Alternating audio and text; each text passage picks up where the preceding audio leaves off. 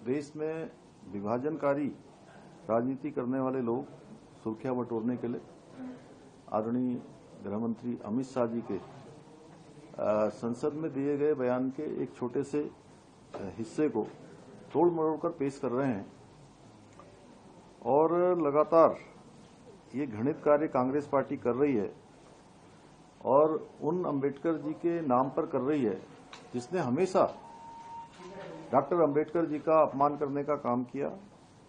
हमारे देश को संविधान देने वाले बाबा साहब का जीवन हमेशा समानता पर आधारित भारत के निर्माण को समर्पित था, लेकिन उनके जीवन काल में और उसके बाद भी कांग्रेस ने कभी उनका सम्मान नहीं किया।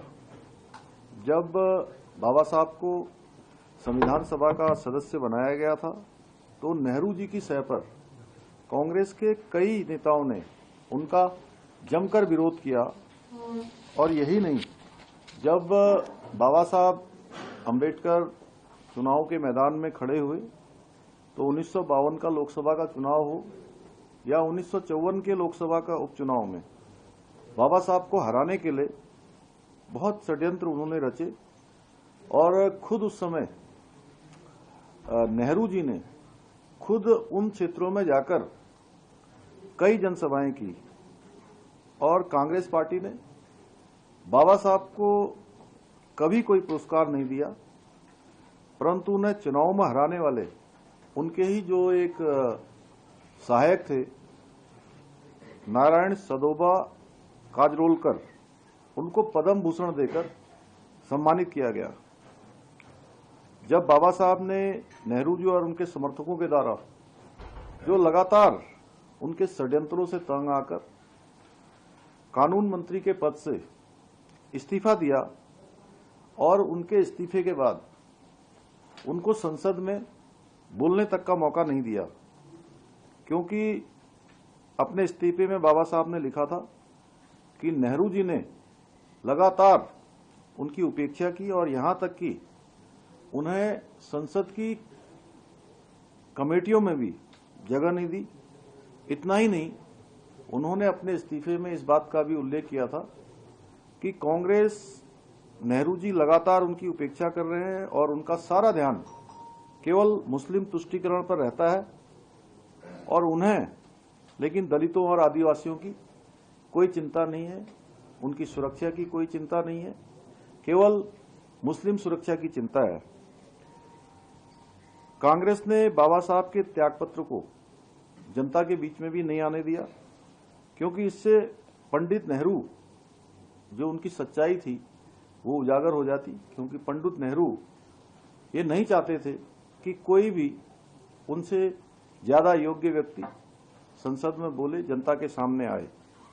कांग्रेस पार्टी ने जो बाबा साहब की स्मृतियों को भी जो सजोने की कभी अनुमति नहीं दी, उनके जन्म स्थान पर स्मृति मंदिर तक नहीं बनने दिया और बाद में मध्य प्रदेश के मुख्यमंत्री स्वर्गीय सुंदर सिंह भंडारी जी के कार्यकाल में उनके स्मृति स्थल को बनाने का फैसला हुआ और अटल बिहारी वाजपेयी जी के समय उनके स्मृति मंदिर का उद्घाटन हुआ।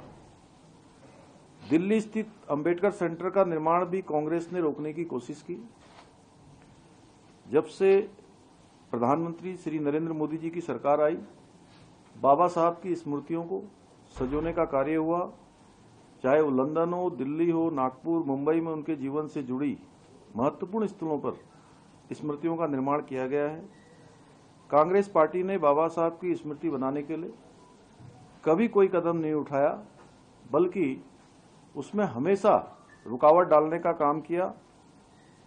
जबकि देश भर में कांग्रेस पार्टी ने, चाहे वो नेहरू हो, इंदिरा गांधी हो, संजय गांधी हो, राजीव गांधी के नाम पर सैकड़ों स्मारक और अस्पताल और सड़कों का नाम रख दिए गए। मित्रों, ये कांग्रेस पार्टी का पाखंड जनता के सामने लाना है। सच्चाई को उजागर कराना हमारा प्रथम कर्तव्य है। और हम ये भी कहना चाहते हैं कि जिस प्रकार सरदार पटेल के बाद देश को एक ऐसे मजबूत गृह मंत्री मिले हैं उनके और आदरणीय प्रधानमंत्री मोदी जी के नेतृत्व में आज देश के अंदर अनेक बड़े बड़े डिसीजन हो रहे हैं। कश्मीर के अंदर धारा 370 का समापन हुआ है और शांति और कानून का राज स्थापित हुआ है। देश के अंदर चाहे पूर्व हो, पश्चिम हो, उत्तर हो, दक्षिण हो, हर दिशा में आज शांति स्थापित हुई है। आतंकवाद समाप्त होने की ओर है, नक्सलवाद समाप्त होने की ओर है। कांग्रेस आज देश के अंदर जो शांति और सुशासन स्थापित हुआ है उसको सहन नहीं कर पा रही है। जनता उनको जिस प्रकार से नकार रही है, चाहे वो अभी हुए लोकसभा का चुनाव हो जिसमें प्रधानमंत्री आदरणीय मोदी जी के नेतृत्व में तीसरी बार सरकार बनी है, तीसरी बार मोदी जी प्रधानमंत्री बने हैं, या विधानसभा के चुनाव में डबल इंजन की सरकारों को जिस प्रकार से चुन रही है हमारे प्रधानमंत्री मोदी जी के नेतृत्व में लगातार जन समर्थन प्राप्त हो रहा है। चाहे वो हरियाणा का चुनाव हो या महाराष्ट्र का चुनाव हो, इन सब से कांग्रेस पूरी तरह से हताश और निराश है। और अब इस प्रकार के मुद्दे जिनमें कोई दम नहीं है, एक छोटे से अंश को लोगों के बीच में भ्रम डालने का काम कर रही है। पहले भी लोकसभा के चुनाव से पहले भी इन्होंने इसी प्रकार की भ्रम और झूठ की राजनीति की है। इनको जनता ने सबक सिखाया है, अब भी जनता इनको सबक सिखाएगी और हम इनकी पूरी तरह से पोल खेलेंगे। इनकी जो विभाजनकारी राजनीति है उसको कभी हम सफल नहीं होने देंगे। न्यूज नेशन अब व्हाट्सएप पर खबरों की ताजा अपडेट के लिए न्यूज नेशन के इस QR कोड को स्कैन करें।